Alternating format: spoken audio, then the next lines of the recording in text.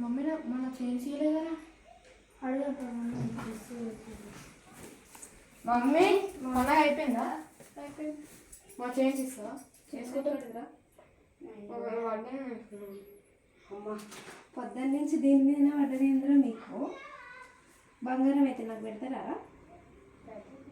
ఎప్పుడు ఇద్దరు చైన్లు అయింది వేసుకుంటే ఆగ్రహం తీసిస్తాను చిక్కుపడుతుంది ఇక ఎవరైనా గుర్తుపట్టిరారా ఇది చైన్ అని